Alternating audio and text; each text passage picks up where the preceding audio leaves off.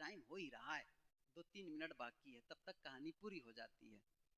एक राजा था, 3 सिपाहियों को बुलाया और कहा कि भाई आप लोग, उनको बुलवाया और क्या कहा, बड़े बड़े थैले लेकर के, बड़ा बड़ा थैला लेकर के, देखो बाग में बहुत सारे अच्छे अच्छे फल लगे हैं, कई प्रकार के फल, जाओ और उस थैले में अच्छे ताजा सुंदर मीठे फल भर के लाओ।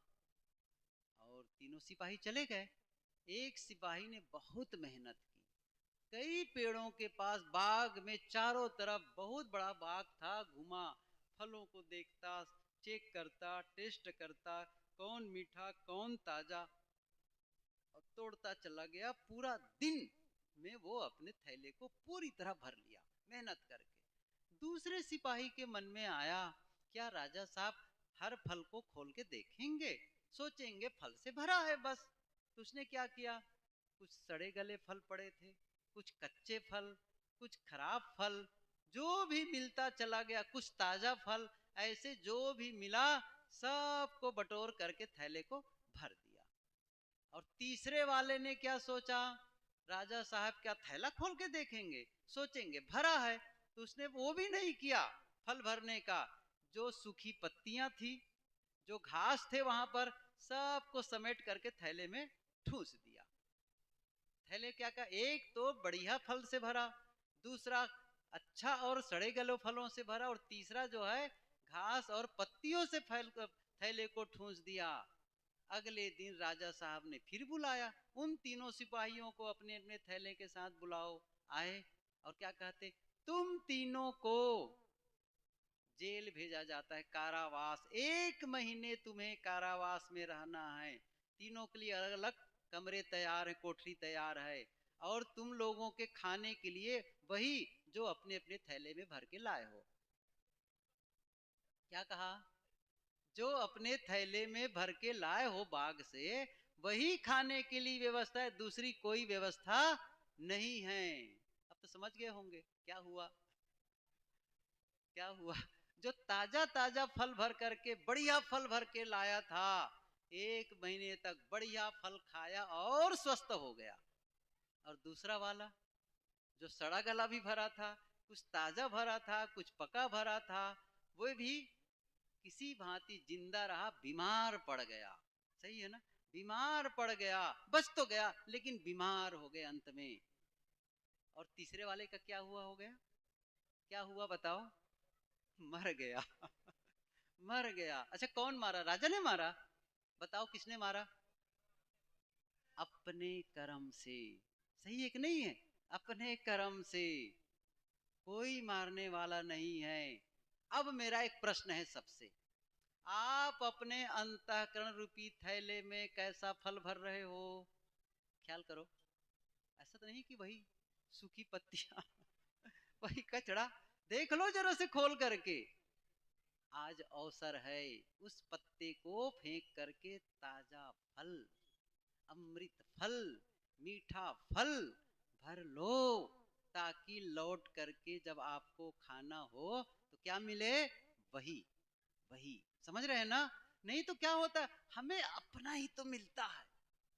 एक एक बिल्डर होता है ना, बिल्डिंग बनाने वाला, बिल्डर जिसे कहते हैं, तो वो बहुत बड़ा बिल्डर था, कई उसके कर्मचारी थे। एक बार बड़ा सेठ ने कहा कि भाई, वो कहा कि मैं रिटायरमेंट लेना चाहता हूँ, छुट्टी लेना चाहता हूँ। उसने कहा ठीक है, छुट्टी मैं दे दूंगा, एक काम कर दो, बस एक मकान और बना दो, पैसे की कोई कमी नहीं है, लेकिन सुंदर मकान बनाना। ठीक है, गया मकान बनाने के लिए। अब उसका तो मने नहीं था, ऐसे ही अलसा, ढालो किसी भांति इसको हटाओ। तो जैसे तैसे सामान मंगाया, जैसे तैसे सब कुछ सेकंड थर्ड नंबर का कहो, काम भी वैसा किया बिल्कुल, सब कुछ। हाँ, ऊपर से जब रंग रोगन करना शुरू किया तो एकदम बढ़िया, तो रंग रोगन एकदम बढ़िया, लेकिन जो मटेरियल लगा था, सामान लगा था, वो बहुत थर्ड क्लास का।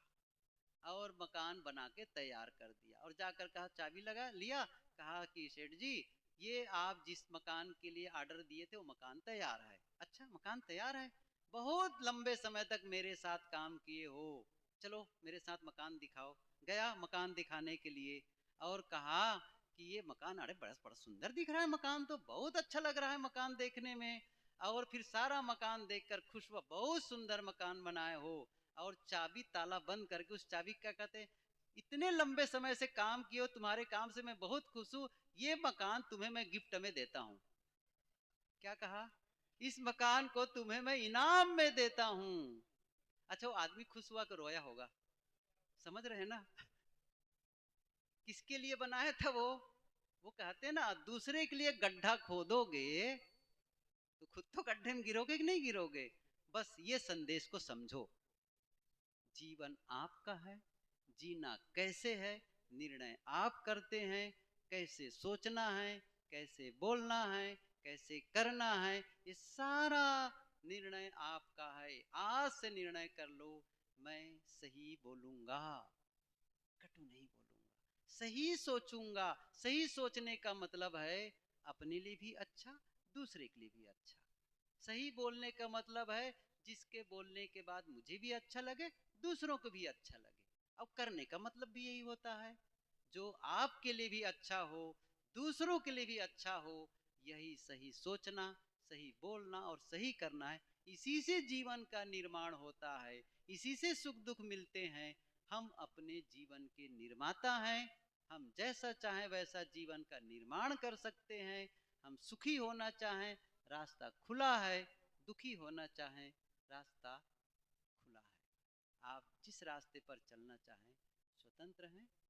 आप लोगों से निवेदन है कि आप लोग सुख वाले रास्ते पर चलें, आनंद वाले रास्ते पर चलें, शुभ रास्ते पर चलें और जीवन को शुभ बनाते चलें। बहुत बहुत धन्यवाद। सबको साहेब बंदगी।